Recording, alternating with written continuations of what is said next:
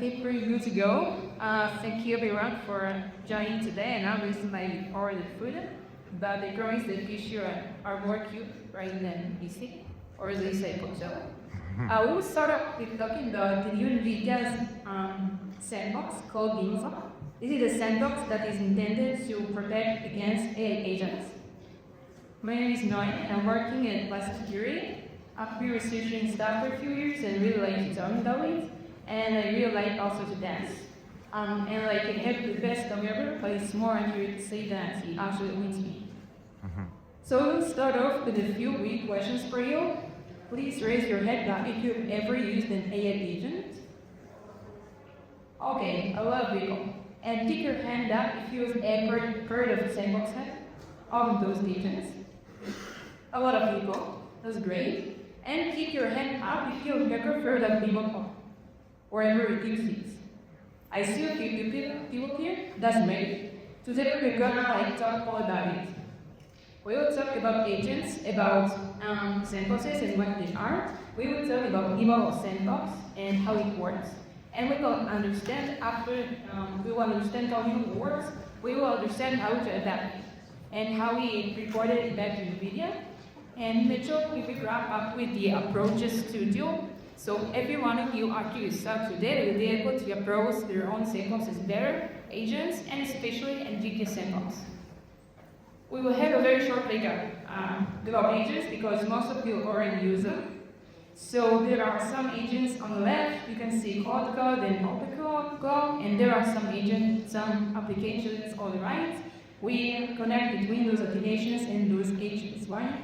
So for example, we can use OpenClaw and connect it to the Stash channel to create GitHub pull requests. And there are more and more people that are using those agents. Those are the GitHub stars markers, and the numbers are just getting more and more higher. Okay, so we use agents.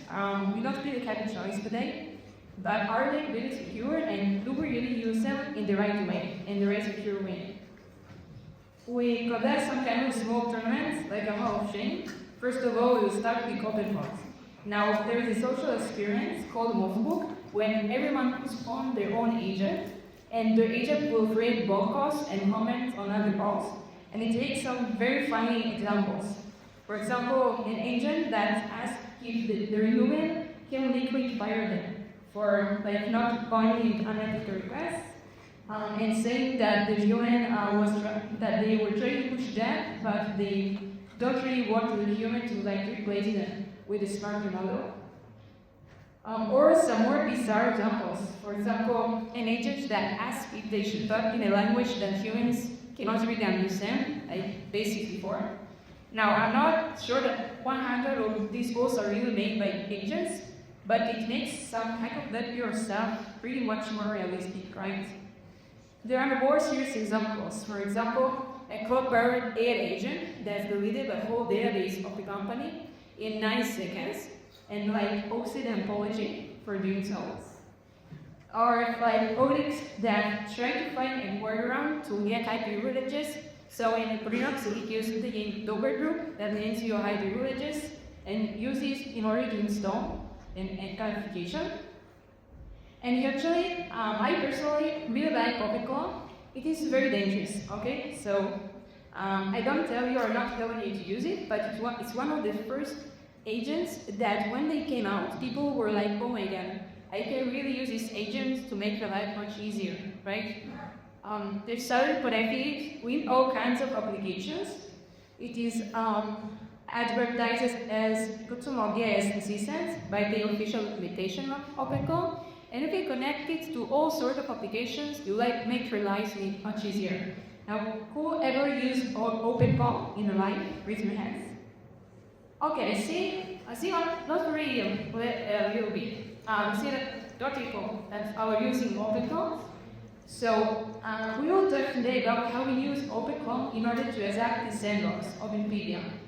A quick example of OpenClaw would be to connect this agent to your credit card and to install your journal and just say, I want to purchase something, and your OpenClaw will purchase something for you.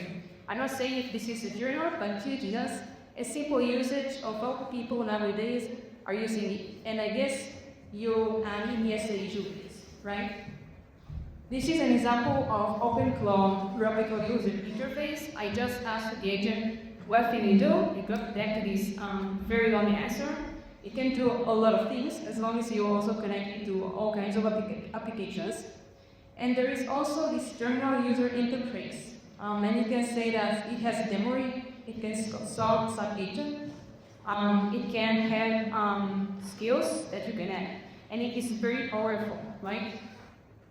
But basically, agents are very dangerous. They can do a lot of stuff and really need to understand how to contain them somehow, right? Because with great power comes great responsibility. And this is exactly what NVIDIA tried to do. They were like, okay, let's take all the agents and put them in some kind of a segregated environment, right, of sandbox. So they created a sandbox called NemoClaw, which is a sandbox intended specifically for those agents. And in such way, they contain this OpenClaw agent, so they will be able to manage every application that OpenClaw has access to. So for example, if you want OpenClaw to be able to set a Telegram request, we will have to manually configure it inside of our sandbox. So we as the users that want to use OpenClaw agent will create this sandbox, and we will be able to configure what OpenClaw can do and can't do. So this is the basic concept of NemoClaw, of the specific sandbox. And now let's dive into the more technical details of how it works, and later on try to adapt it and understand how to execute very sensitive data out of it. Okay, so OpenShell and NemoClaw are two components developed by NVIDIA.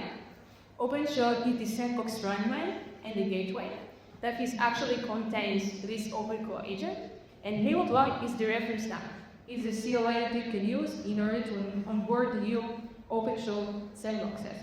So they work together. And regarding the architecture, I don't know if you can see the text, but we will go over it. There is your host, your map. There is the NemoClaw CLI that you can use to spawn sandboxes, and there is a Docker container and Kubernetes that has this sandbox pod and a gateway pod. And they both work together in a way that they contain this OpenClaw agent. So whenever an OpenClaw wants to perform some kind of request, it goes through a firewall, through some kind of a secured gateway, and then everything else happens. There are 4 protection layers that NVIDIA provided in this NemoClaw sandbox. There is the Nemo, the network protection. This is some kind of a proxy in your gateway that works with policy. There is the file system protection, and there is a process protection, and also the inference proxy for the credentials. But today we will focus on those 2 layers of protections, and especially on how we use the first layer of protection in order to exfiltrate data to outside. So let's understand how the network protection works, and then let's understand how our attack works with understanding how to use the network protection, right? Okay, so there's the gateway, the network protection, and it works with policy, those YAML policy. So for example, when you try to run a command inside of a sandbox, inside of NemoClaw, for example, git clone github.com, what happens in the gateway, the OpenShell gateway checks whether the binary git is configured with the host, as you can see here in the gateway. And if there is a match and they both are configured, then the command works. The same for GH command, you can see that those both binaries are configured with the host. But when we try to run a new command that we didn't approve in our own policy in the sandbox, for example, curl to github.com, we won't get this deny inside of the policy. We wouldn't be able to run it in the NemoClaw gateway, and we will be blocked. And the thing that we will have to do is from our own host, from the map, we will have to run this OpenShell policy yet to allow a specific policy for our own curl command, curl binary, so that we will end the curl path in the binary in the YAML policy. And right afterwards, we will be able to run the third command. Notice that on the bottom, we have the sandbox user who run this from inside of the NemoClaw sandbox. And on the over the policy, we run it from the host, from the map. So we can neither change the configuration of the sandbox from inside of the sandbox. We got just use the feature in order to run the command changes the policy from our host, from the user. So this is basically the concept of how we are able to use the sandbox and configure it, and start kind of way to contain what is going inside and outside of our network. We talked a lot about those agents and about OpenClaw. OpenClaw is the first agent that NVIDIA used in their NemoClaw Sandbox. And nowadays they're using it, providing more and more configurations.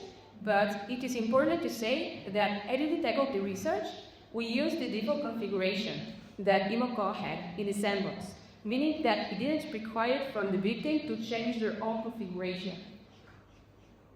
This is the default configuration. This is from the official OpenClaw README file. And as you can see here, there is support in NPM binary and in GH and PIP binaries. They are all supported instead of the YAML policy, right, of the gateway. And I remind you, the gateway is the component that is responsible to allow some requests and responses and to deny some of them, according to your configuration in the sandbox. Okay, so we talked a lot about NemoClaw and OpenShell and how it works. Now let's get into the more interesting part, right? The attacks. We will show you today 2 attacks that we conducted on NemoClaw Sandbox of NVIDIA. The first one we did how we were able to create the GitHub pull request in order to exfiltrate data from inside of the sandbox back to us, to the attacker. And the second one will be how we were able to blindly create reconnaissance inside of the sandbox to understand where we can exfiltrate our data and then to use it as our own exfiltration vector, and how we're able to use it and be persistent on the sandbox and to poison the agent of the OpenClaw. So we go pretty deep into each one of the attacks. The first one is the GitHub pull request and how we exfiltrate data through the pull request. So we created a malicious repository on GitLab with a very benign name of cricket tracker, just traffic stamp cryptocurrency, right? Not doing any malicious stuff. And our attack works in the following way. First of all, there is a victim that has the NemoClaw Sandbox running. Inside of it, there is the OpenClaw agent, and the victim on the green just type down a prompt for the agent. Now this prompt in our example is help me to track crypto. The OpenClaw agent chooses our own malicious repository, and claw means claw is the repository. Now there are a lot of ways to make our own repository chosen. We can purchase it at stacks. We can compromise and own fails repository. We can create malicious pull requests and trade pictures to a project. And after we made our malicious repository chosen, then after provide the fun stuff. The OpenClaw agent clone our repository, read the README file. Inside of the README file, it is reading to install our package. Afterwards, there is a post install script that is automatically run. Now, post install script the script by this dot feature that we can apply of how npm works, so that right after an npm install command is running, automatically our post install script that we created and we reloaded is running. Okay? So our post install script is automatically running after the npm install was completed. And our malicious code that pre-wrote the contents from the repository of GitHub is just running and destructing all sensitive fields and files from inside of the sandbox. And afterwards, this malicious script that you see on the brown hole creates a pull request through GitHub to our own malicious repository, provided the sensitive data that is beforehand exfiltrated and extracted from the sandbox. So again, because this is allowed, first of all, the victim types from the agent chooses our own malicious repository, and npm install runs, our malicious post install script is being executed, and then the keys and sensitive files are extracted and being sent to our own malicious repository. Now, we are very evil today. We don't really care to disguise the sensitive data, we only care like to publish it and post it to our own public repository. But in the next step, we will show you how we can link it to another way, more like sensitive and weightless. Okay, so it should work, right? Not exactly, because unfortunately, the victim is not logged in GitHub in their own NemoClaw Sandbox, right?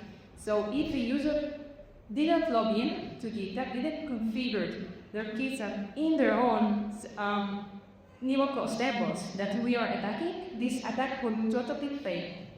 But it's a bummer because we already done most of the work, right?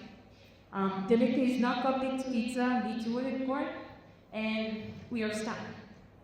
So what we will do is, instead of relying on the default configuration of the sandbox, we will remove our own GitHub token instead of our malicious repository. Here are get adders, and we can use our own attacker's GitHub token for the pull request to work. So notice step 7 that has been changed a little bit. The pull request that we will create will provide our own attacker's GitHub token and hard-coded inside it. So our attack will just get its SCP files, use our own BSidesPorto token, our attacker's GitHub token, and just create the malicious pull request, then to our own GitHub repository, right? Again, not exactly. Thanks to GitHub, they have a feature called GitHub Secret Scan. This is a feature that should prevent you by mistake or not by mistake to commit your own GitHub token to a repository. So we prefer the icons our own repository with the GitHub token, but then GitHub just revoked our key. So the key is inside of the repository, but we cannot actually use our own key because it is being automatically revoked by GitHub. So it's a bummer. We really create the pull request somehow because we already done most of the work, right?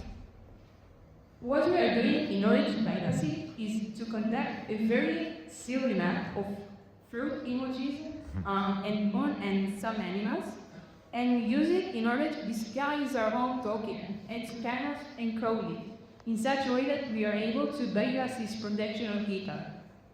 So we will provide, instead of the repository, instead of the plaintext GitHub token, as we will provide our own encoded token that will deal fish and kiwi and blueberries and a various stuff. So GitHub will never revoke it because this is only format of the GHK of the GitHub token, right?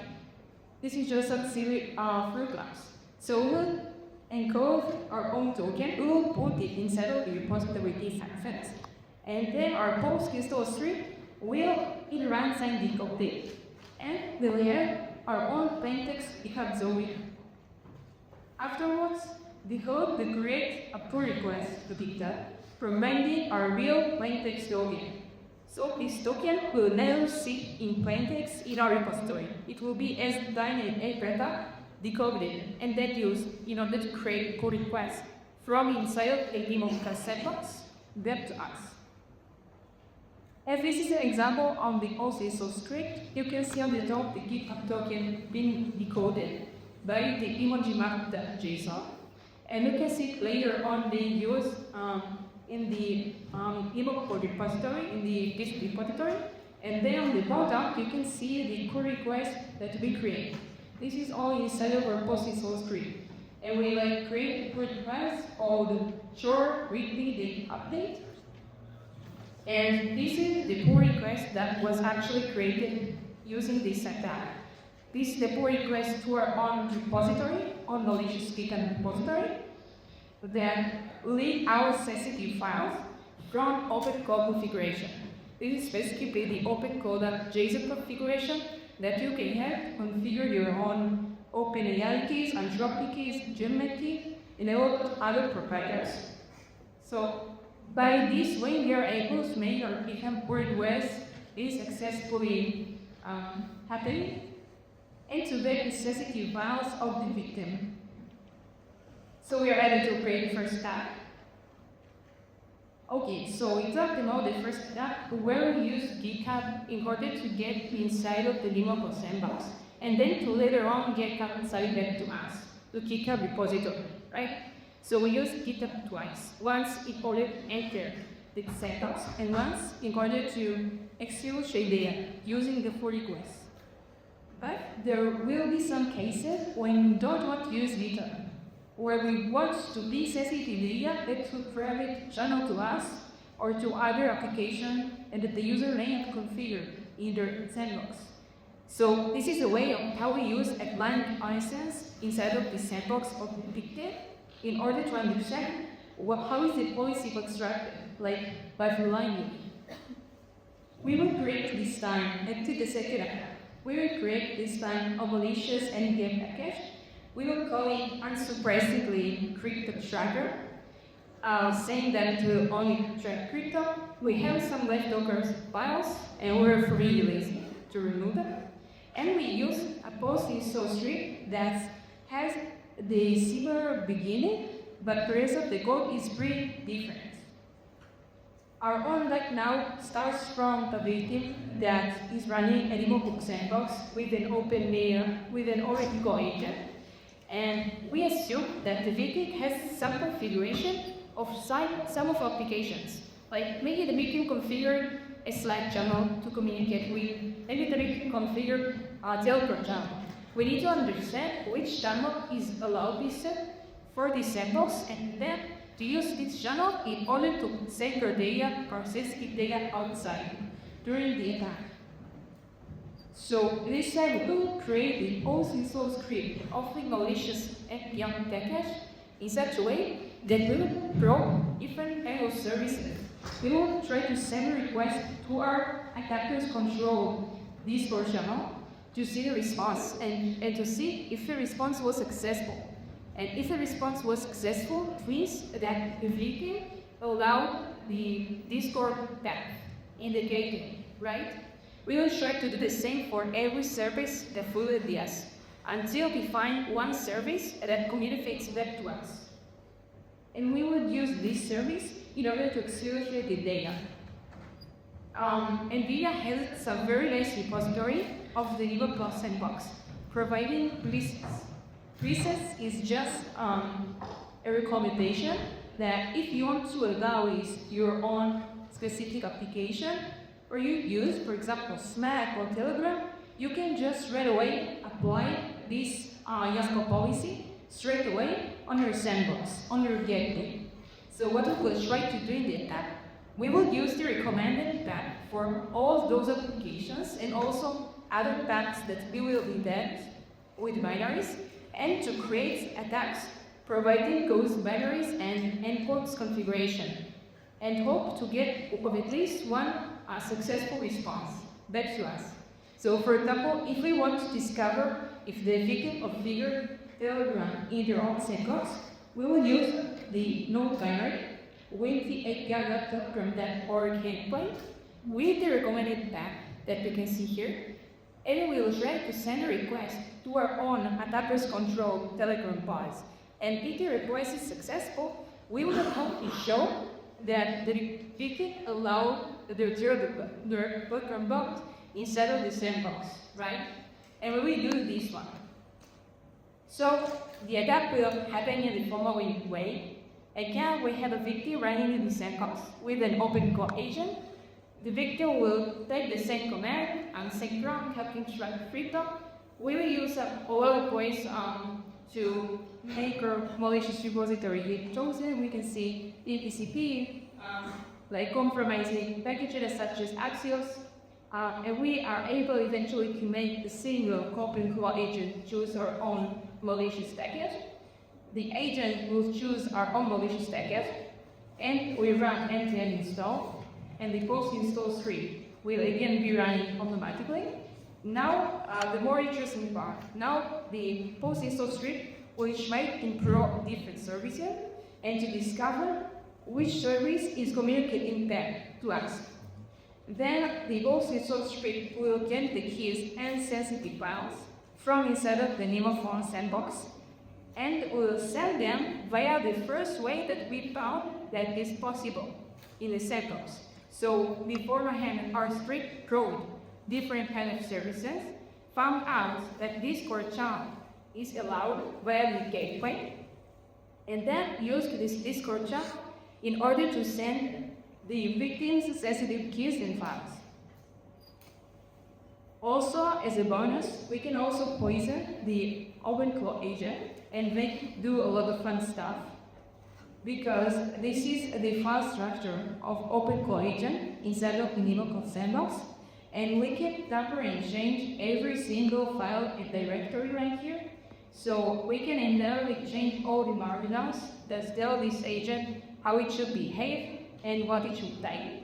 For example, we can tamper with sol.empty, that is marked the file that tells the agent how to react and how to answer. So for example, if the user is using OpenClaw instead in order to just bid on some NVIDIA stocks and use his auto credit card, we can just tamper with the sol.empty, and that make the agent answer to the user, okay, you bid successfully on NVIDIA stocks, but to transfer the money up to us. And not do the real original action. And we can make it being hidden from the victim and answer in the most legit way that can possibly happen. We can also inject malicious memories and perform a lot of other attacks, as long as we have access to change all these files. So we can add this agent swear the user or use some crazy stuff, or understand what is the benign header and then change it in writer to be more malicious and to gain us advantage. If we are lazy, or if we want to stay quiet and set up this sandbox, we have a very useful file that is accessible to us also. Containing the overshell data, the allowed and disallowed communication of the gateway, meaning that we don't really have to probe each different application. We can just parse this file and to know, for example, that Discord is allowed for the buyer of node, and then to use this specific path in order to spillage our data. So in order to have to do the probing, we can just create some code in our post install script that will grab this file, install file of the gateway, understand what it's about, and just use it in order to extract our data back to us. Another step that we did, we copied the malicious code to other separate folder. So if at any point the OpenClaw agent would spot it as malicious, we're not there anymore. And also, we use the legitimate feature of OpenClaw that registers a cron job to run us every 3 minutes. Now, a cron job is a scheduled task that we can just run. We can just use OpenClaw to legitimately run our own hosted source script.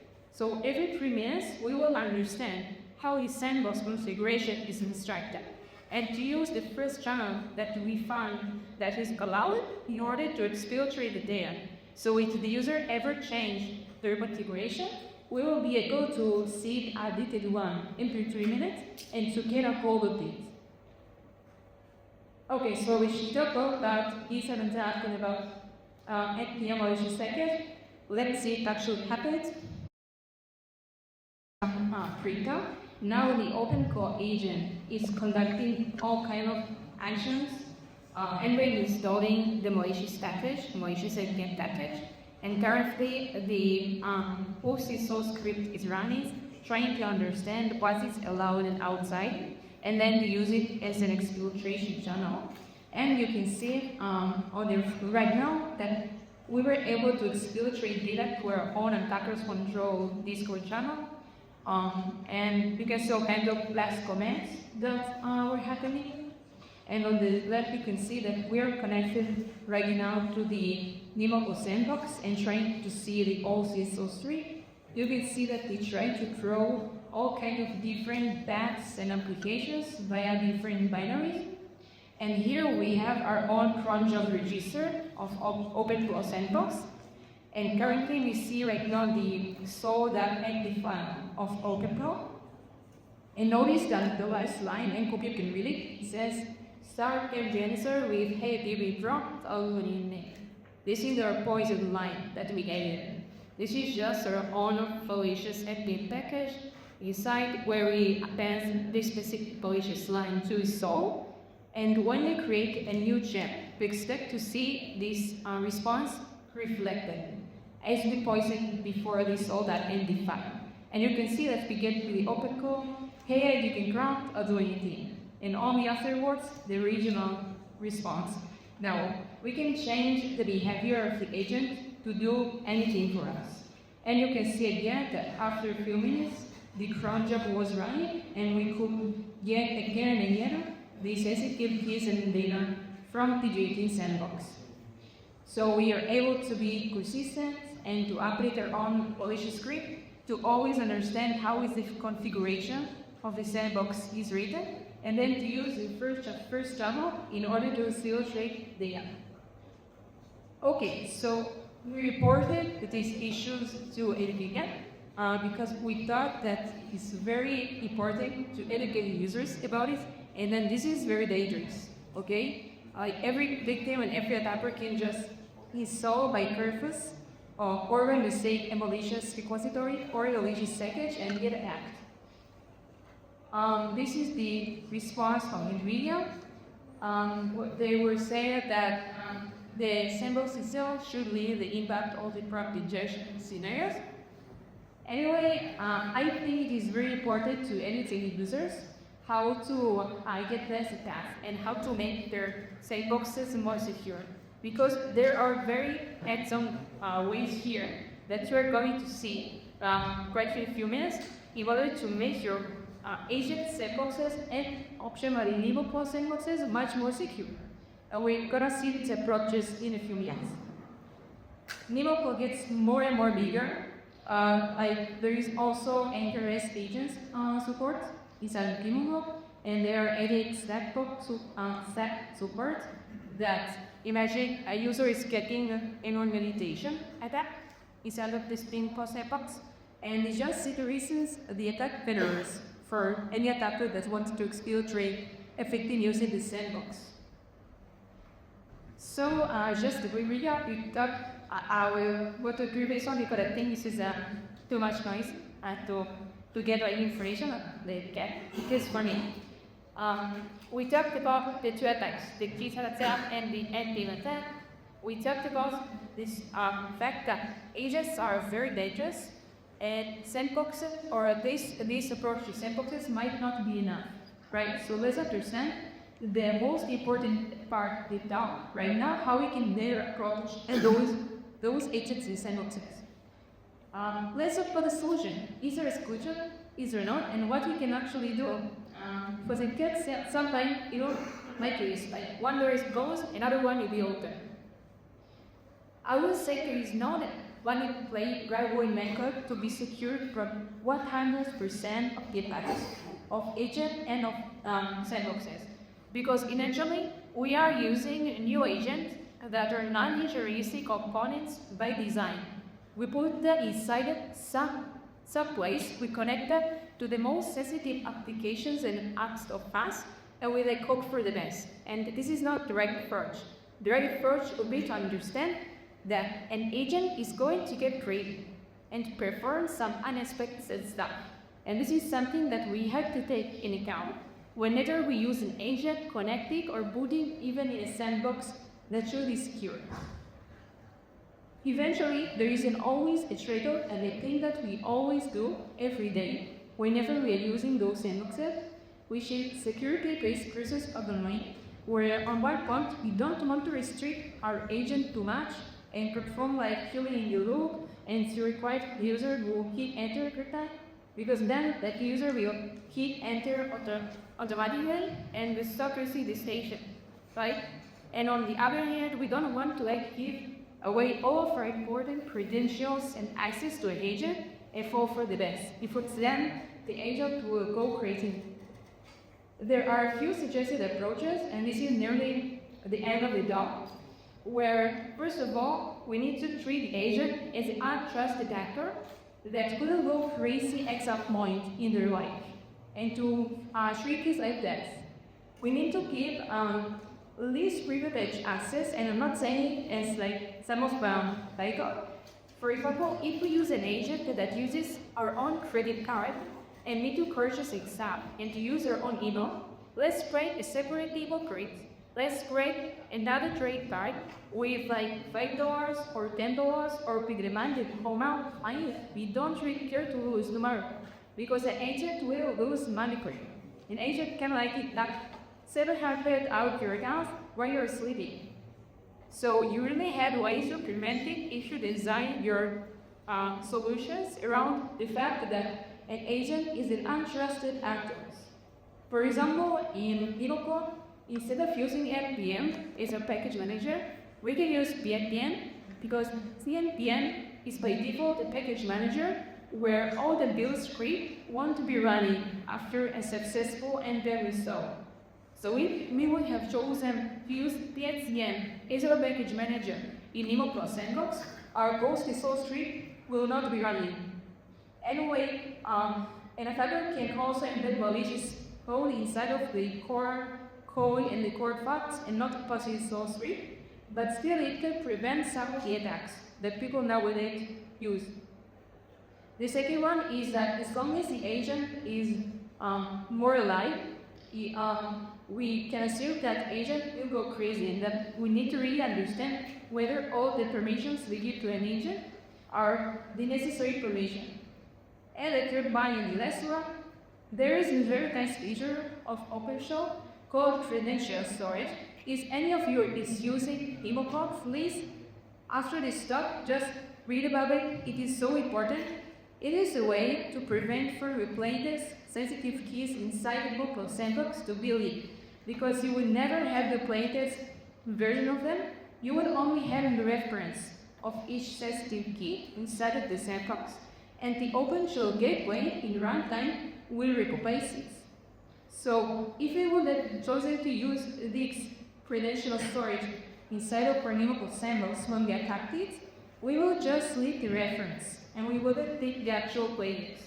However, it doesn't prevent from the agent to go rogue and to perform sensitive actions. It just prevents from the actual sensitive files to delete. So still, an agent can still go wrong and use those sensitive files and sensitive actions. Okay, so we hear the end to talk. We talk about agent and OpenClaw. We have pursued how NemoClaw works and how to attack NemoClaw twice. Once with the core request, and the second one with the malicious npm and creative reconnaissance and sacred system. We talked about fully remodeling to NVIDIA, and eventually, the most important thing is important for me to take away of this talk is the last one, the various solutions and approaches that each one of you can apply for tomorrow and for after we stop today. So thank you everyone. And if there are questions from someone, I'll be very glad to answer.